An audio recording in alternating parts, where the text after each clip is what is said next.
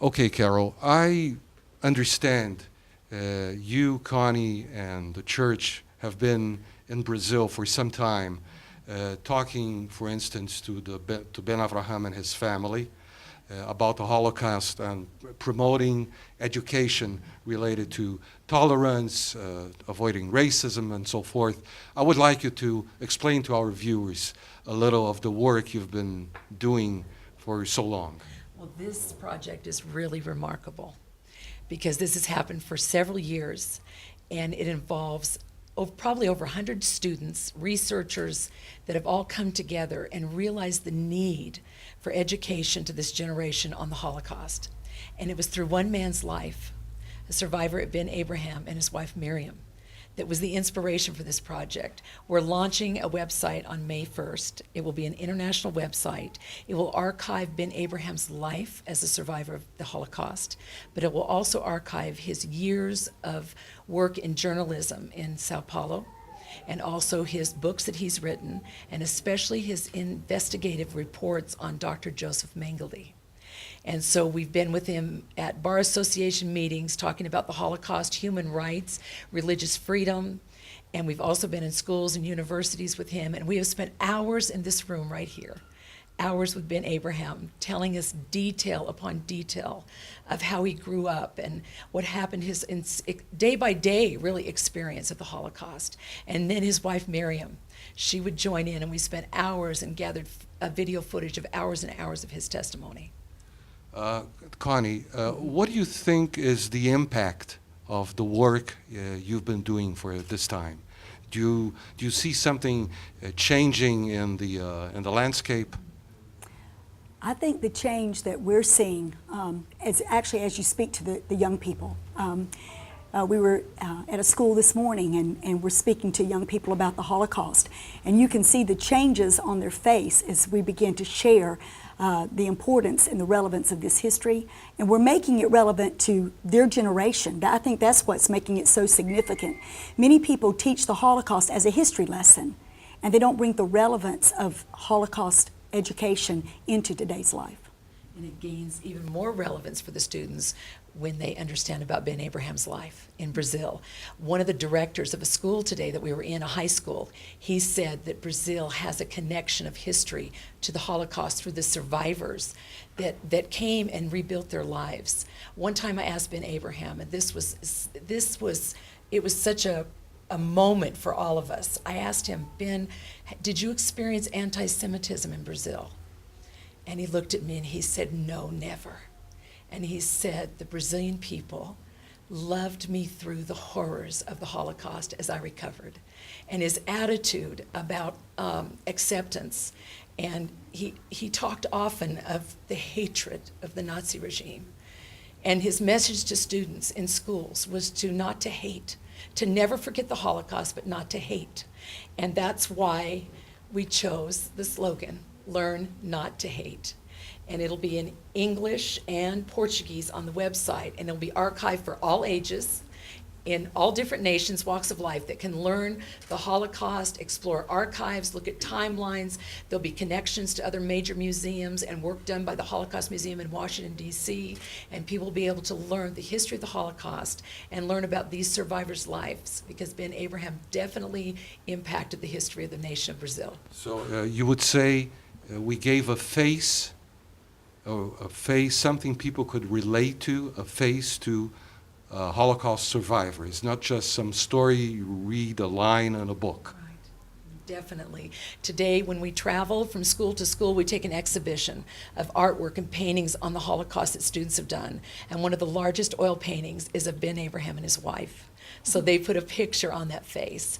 And we've worked with Ben Abraham's family, and also the archives of over 30 years of his research will be online, translated. Eventually, the entire archive will be scanned in and translated into Portuguese and other languages, where researchers, college students, university students, high school students can access this archive to research for projects that they'd be interested in the history of the Holocaust, the state of Israel, and anti-Semitism. Connie, this is not an experience or work that's done exclusively in São Paulo. I understand you're doing it in other places of the Brazilian territory. Yes. Where are you going after São Paulo? Well, there's a lot of work we're doing in the United States, actually. We have an invitation to return to the Jewish community in Miami area when we come back. We're doing another website, Faces of the Holocaust. We're actually doing short interviews with some of the Holocaust survivors in the United States, posting just short stories about their experience as well as their photograph.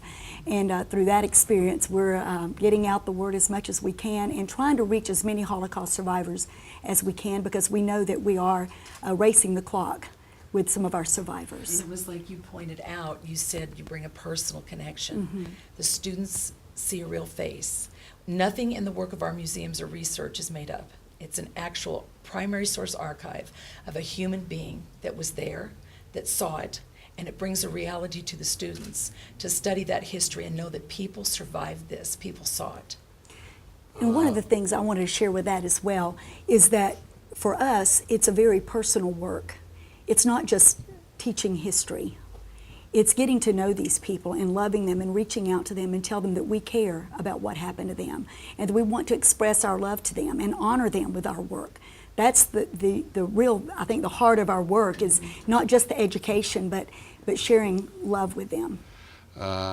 As the son of a Holocaust survivor, I have a personal question, which is, how did you get involved with the Holocaust? What brought you to this subject?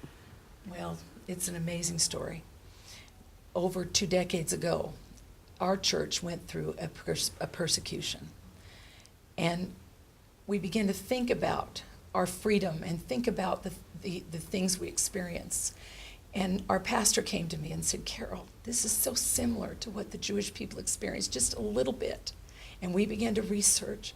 We began to study the history of the Holocaust. We began to study the history of the Jewish people. We began to study the history of the Bible. And we had such a connection to it. Our students, our children, our families. And it started out so small with just a project we thought we were going to do for ourselves and enjoy ourselves. And it's literally gone around the world. We have an invitation to take our entire museum, which is over 600 pieces, to Israel and other places that we're going. And one thing that is so important that also happened with our relationship with Ben Abraham, almost every time we left his home and we knew we had to return back to the States, he would take our hands and he would say, Carol, never forget. Tell them, never forget. And so one of the things we share when we talk to high school students, law schools, medical schools, professionals, we were always taught that education was everything, but the Nazi regime proved us wrong because they were educated, but they lost their humanity. So we make students and children think about, what kind of person do you want to become? How do you want to be treated? How are you going to be treating others? And these are questions that we like to leave the students with. And it's been a very impacting process to watch them in a lecture, in an exhibition, think about what happened in Nazi Germany, what happened to the Jewish people, and the freedoms we cherish in Brazil, in our democratic nations, in the United States. We do a lot of work in Brazil also with the Religious Freedom Commission of the São Paulo Bar Association. We've lectured there and worked with them as they've worked for religious freedom for all in the nation of Brazil also. Well, that's a truckload Yes. of stuff. Is there anything else you would like to add to this, to this observations?